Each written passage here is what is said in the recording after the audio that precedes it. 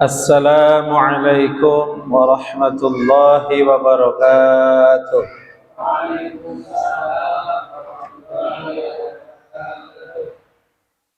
Bismillahirrahmanirrahim. Alhamdulillahi rabbil alamin. Wa bihi nasta'inu ala umurid dunya waddin. الصلاة والسلام والبركات على سيد العالمين حبيبنا ومولانا محمد صلى الله عليه وسلم وعلى آله وأصحابه وأتباعه أجمعين إلى يوم الدين. أشهد أن لا إله إلا الله الملك الحق المبين وأشهد أن محمدا عبده ورسوله صادق الوعد الأمين ولا حول ولا قوة إلا بالله العلي العظيم. أما بعد. Hadirin ahli jamaah Masjid Jami' Al-Ikhlas rahimakumullah ajma'in. Wabil khusus para ustadz, para haji yang saya muliakan, para pecinta kajian Sirah Nabawiyah Maulid Al-Barzanji yang dicintai Allah dan Rasulnya, amin ya rabbal alamin.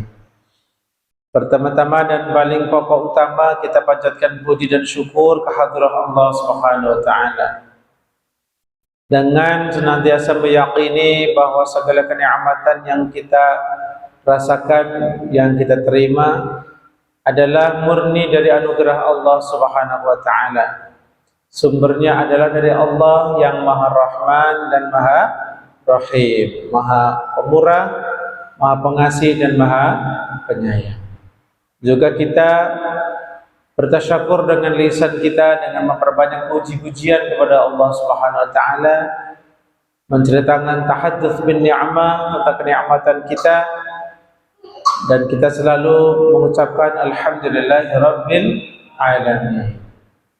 Jadi baiklah sekali kalau umpama kita membaca tahmid, terutama ba'da salat kita baca alhamdulillah, alhamdulillah, alhamdulillah. Mohon bukan hanya lisannya, tapi hatinya juga memberi rasa berupa puji syukur pada Allah Subhanahu wa taala. Segala puji untuk Allah. Sudah dikasih nikmat, dikasih sehat, ya, dikasih macam-macam, khususnya nikmat iman, Islam dan ihsan.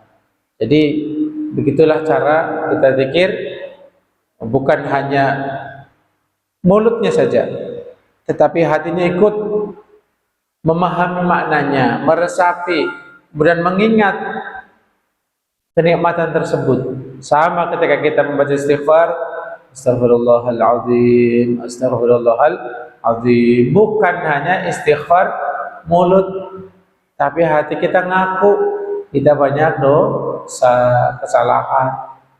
Nah, kalau bapak-bapak istighfar, ingat kesalahan sama istrinya, sebagai anak punya kesalahan banyak sama kedua orang tua. Jadi diingat-ingat. Jadi bukan hanya lisannya saja, supaya istighfarnya lahir dan batin.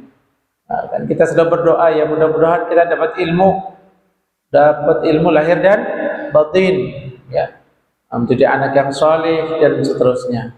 Maka kita gunakan kenikmatan Allah itu untuk ridhaan Allah Subhanahu wa taala sebagai bentuk syukur yang sempurna. Kita pakai kenikmatan itu untuk menuju keridhaan Allah Subhanahu wa taala. Kemudian sholawat salam selalu kita panjatkan, sanjungkan untuk baginda kita Nabi Muhammad sallallahu alaihi wasallam, insan yang paling mulia dan dimuliakan oleh Allah Subhanahu wa taala, zat yang maha besar dan maha mulia. Di antara kemuliaannya diberikan kepada beliau dan membawa hadiah untuk kita adalah peristiwa Isra dan Mi'raj beliau sallallahu alaihi wasallam. Jadi untuk bab salat itu bab yang sangat harusnya lebih kita perhatikan, karena salat ini hubungannya kita dengan Allah Subhanahu wa taala, pemilik semesta alam, bahkan pemilik surga dan neraka. Ya, tentu selalu terbersih hati kita. Kita pengen dapat masuk surga, menikmati kenikmatan surga. Nah, sekarang kita harus berusaha lebih baik lagi sholatnya. Kita perhatikan dari istinjaknya, perbaiki. Mungkin ada bagian yang melekat di tubuh kita yang harus kena air, mungkin nggak bisa nyampe karena menghalangi. Kotoran-kotoran di ujung kuku kita, yang baru bangun tidur, bangun langsung wudhu, lihat mungkin masih ada kotoran di pojok nih, apa namanya itu, gelobok atau cilok kan bahasa Jawanya sih. Nah, apalagi yang kering harus dibersihkan dulu. Jadi sebelum bapak-bapak wudhu, sebelum mulai wudhu, lihat dulu, bersihkan dulu semua, ya. Nanti wudhu sudah tidak ada penghalang lagi, sudah bersih. Begitu Pak ya, mudah-mudahan bisa ya. Baik, untuk selanjutnya kita membaca sholawat dengan niat taqarrub ilallah, karena sholawat termasuk wasilah minal wasail, termasuk wasilah kita mudah-mudahan mendapatkan keridhaan Allah Subhanahu wa taala. Tentunya membaca sholawat niatnya karena taat melaksanakan perintah Allah Subhanahu wa taala. Niat bersyukur kepada Allah dan Rasulnya. Jadi kita bukan hanya bersolawat tapi ada niat, karena Allah melihat sekali innamal a'malu binniyat. Kalau kita pengen sukses, bisa istiqamah ibadah, niatnya harus kuat. Saya taqarrub kepada Allah, niatnya ngaji taqarrub pada Allah, niatnya taqarrub, niat mendekatkan diri pada Allah, pada keridhaan Allah Subhanahu wa taala. Sallu ala nabi, ya Rabbi salli alaihi. Silakan dibuka sholawat yang pada Maulid Daibai halaman 9 kalau di buku saya. Salatullahi ma lahat kawakim ala Ahmad khairi marrakiban najaib hada hadis surah bismil habaib fahasa sukra a'dafar rakaib salatullahi ma la'at rawakib ala Ahmad khairi ma rakiban najaib hada hadis surah bismil habaib fahazza syukru a'dafar rakaib alam taraha wa qad maddat khudaha wa salat mimma bi'iha sahaib wa malat lil hima darabahu wa annat ila tilkal ma'alimi wal mala'ib. Lanjutnya fada'ajad basima biwala tasuqha faqaidu syauqiha lil hayy jadi fahim daraban kama hamat wa illa فإنك في طريق الحب كاذب ارفعوا صلاة الله ما لاحت كواكب على حمد خير ما ركب النجائب حتى حديث باسم الحبائب فهز شكر أعضاف الركائب أما هذا العقيب بدا وهذه باب الحي لا حتوى المضارب وتلك القبة الخضراء وفيها نعبي النور يا جلال الغيائب وقد صح الرضا ردنا التلاقي وقد جعلنا من كل جانب فقل لنفسي دونك والتملي فما دون الحبيب اليوم حاجب ارفعوا صلاة الله ما لاحت كواكب على مد خير ما ركب النجائب حتى حديث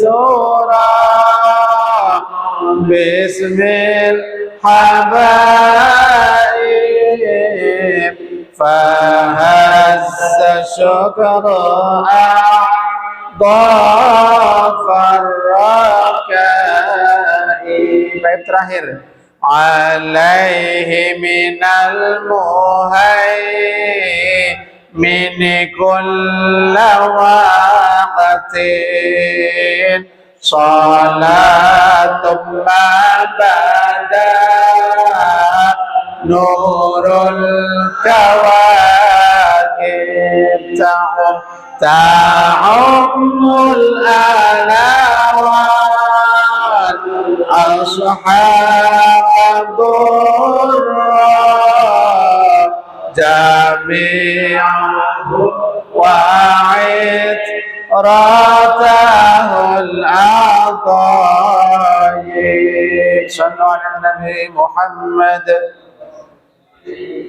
اللهم صل وسلم وبارك عليه وعلى آله وصحبه. ولما كمل له صلى الله عليه وسلم 40 سنة على أوفق الأقوال لذوي العالمية. Halaman 44 ya. بعثه الله تعالى للعالمين بشيرا ونذيرا فعمهم برحمة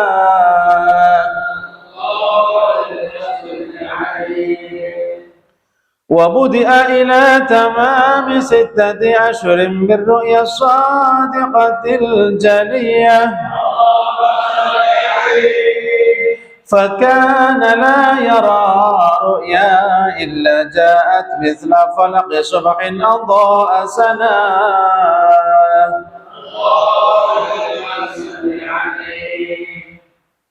وإنما ابتدأ بالرؤيا تمرينا لقوة البشرية لئلا يفجأه الملك بصريح النبوة فلا تقواه قوة.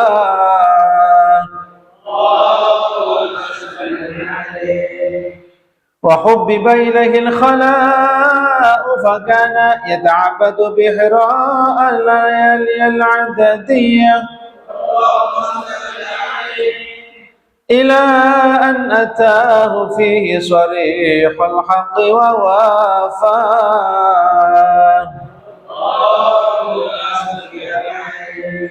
وذلك في يوم الاثنين ل17 ليلة خلت من شهر الليلة القدرية.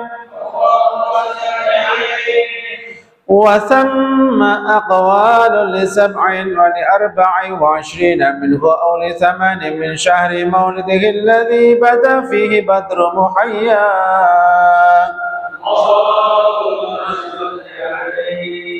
فقال له اقرأ فأبى فخبه غضة قوية. ثم قال له اقرأ فأبى فخضه ثانية حتى بلغ منه الجهد وغطاه.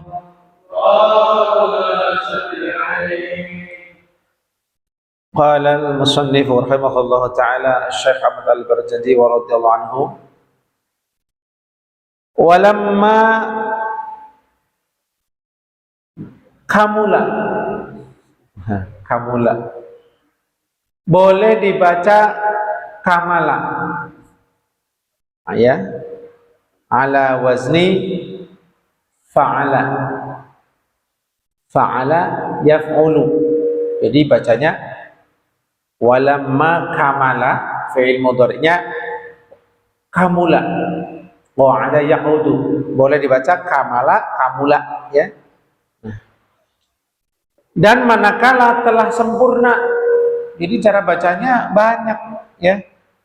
Jadi wazannya fa'ala yaf'ulu, fa'ula yaf'ulu. Yang pertama tadi kamula berarti wazannya fa'ula yaf'ulu. Yang kedua kamala, wazannya fa'ala yaf'ulu.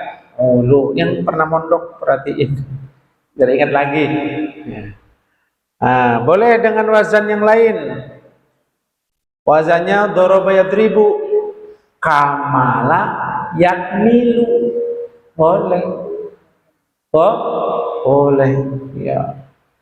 Makanya semakin tinggi ilmu seseorang, gak gampang menyalahkan. Itu ya. Masih ada yang lain, ada wazannya ta'iba yat'abu, kamila yakmalu, itu ada. Puyeng deh kalau mau ditulis, tulis saja. Ya, ini bertambahan biar kita ada semangat ngaji bahasa Arab. Walaupun nggak harus ngerti banget ini artinya, yang penting udah denger, dibuka buat takror, murojaah ya. Iya, jadi jangan sayang data. Buat lain-lain kita mau untuk duniawi, ya untuk ngaji ya. Kan bisa nebeng di wifi masjid. Ya, alhamdulillah. Jadi teknologi ini kita pakai untuk dakwah. Dulu di zaman dulu para wali ada yang pakai wayang ya. Kita bukan ada wayang lagi, jarang. Udah dakwahnya pakai media sosial lah seadanya. Walamma kamala, dan manakala telah sempurna, sudah genep, lahu bagi baginda Nabi Muhammad sallallahu alaihi wasallam, maka fa'ilnya kamala atau kamula genap apa? Arba'una 40 sanatan tahun. Ketika beliau sudah genap berusia 40 tahun. ala awfaqil aqwali, menurut qaul yang lebih benar, lebih disepakati ketepatannya. Jadi berusia beliau umur 40 tahun menurut qaul yang paling benar atau yang paling disepakati ketepatan waktunya. Siapa mereka para ulama ahli ini? Lidzawil alimiyah, menurut para ulama yang memiliki ilmu apa? Dalam hal ini ada ilmu tarikh, ilmu sejarah. Ya, jadi para ulama juga ada yang membahas itu. Kemudian ba'athahullahu ta'ala, walamma itu syarat jawabnya ba'athahu maka mengutus beliau sallallahu alaihi wasallam. Siapa? Allah ba'athahullahu, maka Allah mengutus beliau sallallahu alaihi wasallam. Ta'ala, halnya Allah maha luhur, maha tinggi Allah subhanahu wa ta'ala. Mengutus kemana? Lil alamina, kepada seluruh alam. Dari sini kita tahu bahwa Nabi tidak mengutus dirinya sendiri, tapi ada yang mengutus, yaitu Allah subhanahu wa ta'ala. Beliau al-mab'uts, beliau diutus oleh Allah. Dan diutusnya bukan untuk kaum tertentu, tetapi lil alamina, untuk semesta alam, semua alam. Beliau diutus ke semua alam. Alam mana saja, termasuk beliau Nabi kita Muhammad sallallahu alaihi wasallam, termasuk bagian dari alam ini. Artinya kalau perintah sholat, ya beliau pasti sholat, gitu ya. Diutus untuk diri sendiri juga. Nah, tetapi bedanya beliau adalah sayyidul alamin, pemimpin semua makhluk Allah, semua ciptaan Allah. Diutus untuk semesta alam. Kalau nabi-nabi terdahulu berbeda untuk kaumnya, ya. Jadi tidak sama dengan bagi nabi. Karena apa? Karena wa ma arsalnaka illa rahmatan lil alamin. Lil alamin, bukan hanya untuk suku Quraisy, bukan, tapi untuk suku Quraisy dan yang lainnya. Diutus basyiran, mengemban perintah, punya pangkat apa? Basyiran. Kan setiap tentara kan punya pangkat sendiri-sendiri ya. Nah, ada tugasnya nih, basyiran. Beliau diutus oleh Allah Subhanahu wa taala sebagai basyiran. Ya, ada salawat busyra, kita sering baca ya. Coba bareng-bareng. Allah. Terus? Nah, terus? Salatan basyiruna biha busyra, yang menjadikan kita mendapatkan kabar gembira. Basyiran artinya orang yang menyampaikan berita gembira. Kepada siapa menyampaikannya? Ya kepada orang yang taat, yang iman pada Allah dan utusannya. Beliau menjadi basyiran bagi orang beriman kepada Allah. Dengan apa berita gembiranya? Bil jannah, dengan surga. Basyiran. Tetapi bukan hanya basyiran, wa nadhiran. Di sini langsung basyiran wa nadhiran ya, basyiran nadhiran. Maka wa nadhiran artinya adalah juga diutus sebagai pemberi peringatan. Peringatan berarti karena orangnya lalai atau memberi ancaman. Untuk siapa? Liman kafara bihi binnar. Memberi peringatan kepada orang yang kufur kepada Allah dengan api neraka. Jadi kalau orang nggak percaya adanya Allah, ya diancam oleh Allah dengan mengutus nadhirannya, yaitu baginda Nabi kita Muhammad sallallahu alaihi wasallam. Lah kan kita bebas berpikir Pak ya. Iya, betul. Kita bebas berpikir mau terima maka kagak, iman enggak, Bebas. Terus kenapa? Nggak pakai kenapa? Allah juga bebas nyiksa. Paham nggak? Allah juga bebas menyiksa. Kenapa? Ya karena Allah yang punya langit dan bumi. Allah yang menciptakan. Rabbul alamin, yang ngatur. Mau ngatur apa diatur? Sebagai makhluk. Kan mau diatur buduknya ya. Nah, aturannya Allah juga indah, baik dan rapi. Lanjutkan, fa'ammahum, maka Allah Subhanahu wa ta'ala dengan sebab mengutus beliau sebagai basyiran wa nadhiran, Allah meratakan mereka, maksudnya meluaskan al-alamin biruhmahu, dengan kasih sayang Allah Subhanahu wa ta'ala, dengan kasih sayangnya. Ya, majazinya dengan kasih sayang Rasulullah, karena Rasulullah sayang banget. Nah, wa hadza isyaratun ila qouli ta'ala, dasar dari fa'ammahum birahmah adalah firman Allah Subhanahu wa ta'ala, bismillahirrahmanirrahim, wa ma arsalnaka illa rahmatan lil alamin. Jadi baginda Nabi Shallallahu Alaihi Wasallam sebagai basyiran dan nadhiran dan menjadi rahmat untuk semesta alam, dasarnya adalah firman Allah Subhanahu wa taala tadi. Apa maknanya? Wa ma arsalnaka wallahu a'lam bi hadhil ayah, dan tidaklah aku utus engkau ya Muhammad illa rahmah, kecuali sebagai rahmah, kasih sayang Allah Subhanahu wa taala yang begitu zahir, ya. Jadi beliau sebagai rahmah untuk semesta lil alamin, untuk semesta alam. Maksudnya Allah Subhanahu wa taala mengutus baginda Nabi Muhammad sallallahu alaihi wasallam kepada khususnya golongan jin dan golongan manusia sebagai rahmat untuk mereka. Di dunia urusannya cuma dua, kalau nggak ngurusin dunia, yang ngurusin akhirat. Di dunia kan urusan begitu. Makanya orang bilang, kamu yang diurusin cuma masalah agama aja, dunia nggak dipikirin, sholat kagak mau kerja, umumnya. Atau dibalik, orang kerja mulu ngurusin duniawi, nggak ngurusin akhirat. Cuma itu aja, ya.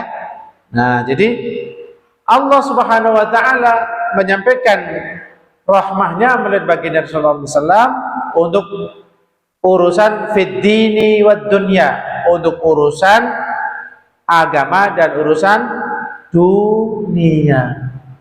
Jadi rahmah. Nah, contohnya apa? Contohnya bahwa Allah Subhanahu wa taala menjadikan Nabi sebagai rahmah untuk urusan agama sudah jelas sekali, ya. Yang pertama, baginda Nabi diutus waktu itu manusia sedang dalam keadaan jahiliyah. Jahiliyah bodoh, nggak ngerti Tuhan, nggak tahu sifat Tuhan. Kenapa? Karena jaraknya jauh dari Rasul Nabiullah Isa alaihissalam, jaraknya ratusan tahun, kurang lebih 500 sampai 600 tahun.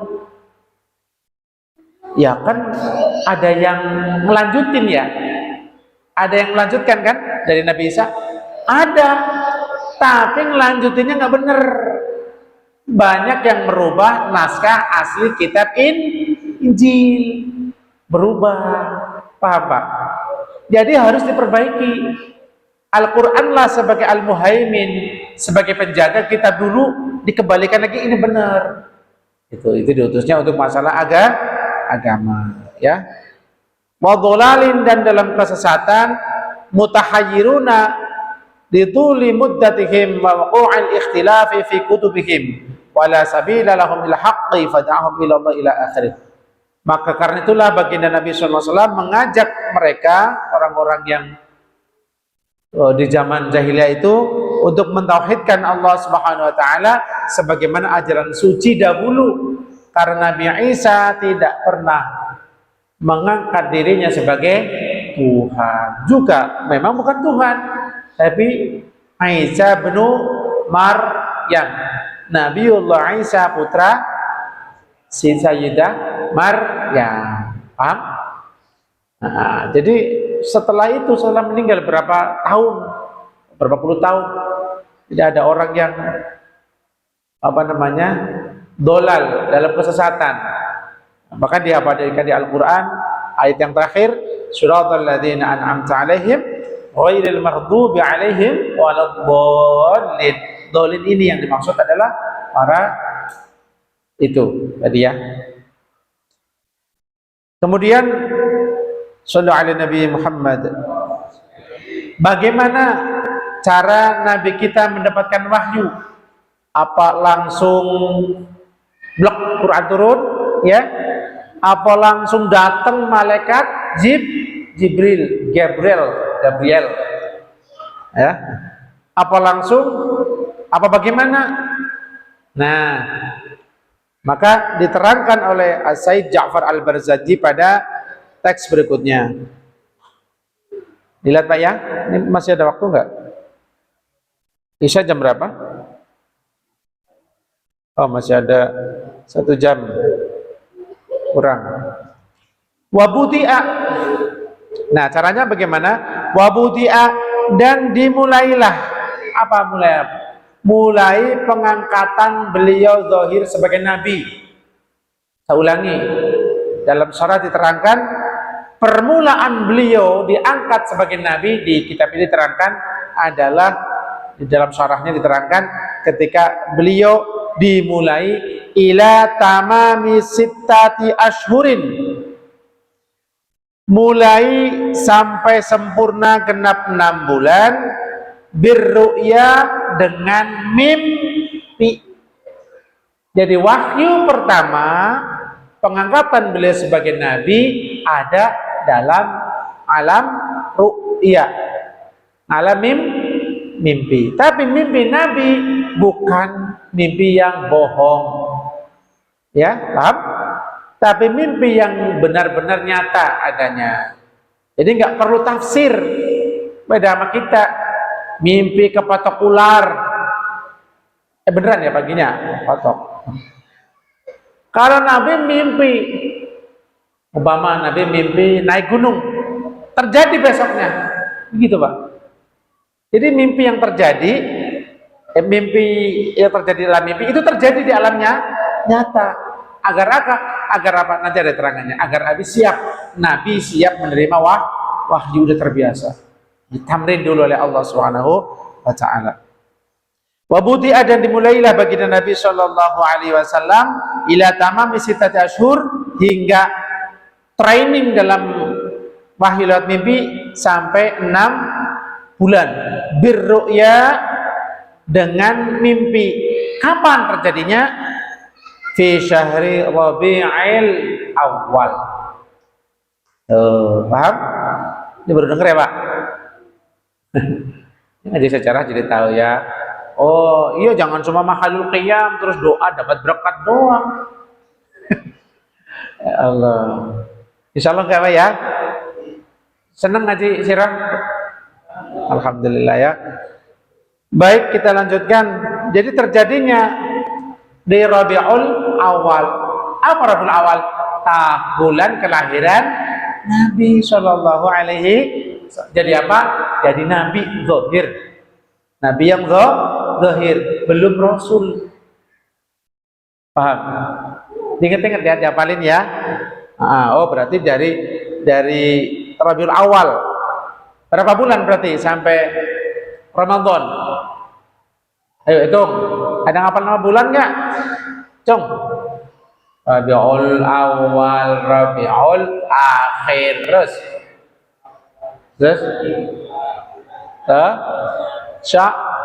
Ramadan. Berapa bulan? 6 bulan. Proses mimpinya sampai 6 bulan. Saya nggak tahu Pak, tiap hari mimpi saya nggak tahu. Pokoknya beliau udah paham. Makanya saya yakin sekali kalau baginda Nabi waktu di Gua Hira udah kenal malaikat Jibril, udah kenal, saya yakin. Buktinya nggak lari kan? Nggak lari. Yang nggak bisa lari orang didekep. Ya nanti kan ada. Nah di Gua Hira itulah Nabi dizahirkan menjadi Rasul. Paham? Paham nggak? Dizahirkan sebagai Rasul. Perintahnya juga beda. Awalnya Iqra, ya. Kemudian maksudnya perintah pertama menjadi Rasul Iqra, ya. Kemudian perintah dakwah pun berbeda. Fasda' bima tu'mar, bukan.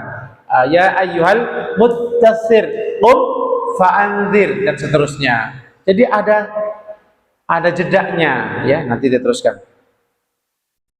Fakana la yara ru'ya, maka beliau baginda sallallahu alaihi wasallam tidak melihat di dalam mimpinya, tidak melihat kejadian di dalam mimpinya, illa ja'at, kecuali ru'ya tersebut datang nampak misla falaqi subhin, seperti cahaya terang subuh, adha'a, yang menerangi sanahu, sinarnya. Nah, artinya bahwa mimpi yang dialami oleh Rasulullah SAW, begitu pula oleh para nabi yang lain, maka mimpinya adalah mimpi yang hak, bukan mimpi yang palsu, ya. Ini datang benar-benar nyata terjadi. Ya, bayangin kalau bapak-bapak ya tadi mimpi kepatok ular, beneran Pak ya. Nah, kita butuh tafsir mimpi. Kalau Nabi bukan, karena beliau mimpinya ja'at misra falaqis subhin. Artinya fungsi mimpi ini adalah sebagai permulaan, karena hari dimulai dengan pagi. Betul? Umumnya kan begitu pagi. Cahayanya, maksud saya matahari dimulai dari terbit fajar. Udah mulai agak nggak gelap, karena apa? Sudah ada cahaya fajar. Semakin ke depan sudah semakin jelas. Udah kelihatan nih sholat isyraq namanya. Nanti duha lebih jelas lagi. Wa inna mabtudi'a birru'ya tamrinan lil quwwatil basyariyah. Apa sebabnya beliau Nabi sallallahu alaihi wasallam dimulai wahyu oleh Allah dimulai dengan ru'ya? Ru'ya adalah mimpi karena apa? Tamrinan, sebagai latihan, sebagai pembiasaan, agar terbiasa mengenal, merasakan alam dia sendiri yang nantinya akan menjadi seorang juru penyelamat, sebagai basyiran wa nadhiran. Agar apa? Tamrinan, untuk melatih lil quwwati, untuk mendapatkan kekuatan yang maksimal, al basyariyati, yang bersifat manusiawi. Artinya menjadi manusia yang seutuhnya siap, panca inderanya, hatinya, otaknya, badan beliau yang mulia, beliau bisa sudah dilatih. Ya, latihannya begitu. Beda dengan Sayyidina Musa alaihissalam. Beliau langsung ketika di Bukit Tursina langsung kelenger Pak, pingsan, karena nggak melalui proses latihan. Bapak juga sama Pak, kalau mau main sepak bola latihan dulu, minimal warming up dulu. Kalau mau makan yang berat jangan langsung makan pecel ayamnya, sambelnya langsung blang, jangan. Nggak kuat usus kita Pak. Dimulai dulu dengan yang lembut, yang gampang diserap. Apa contohnya? Air. Kebiasaannya bapak-bapak habis makan minum air bening kan?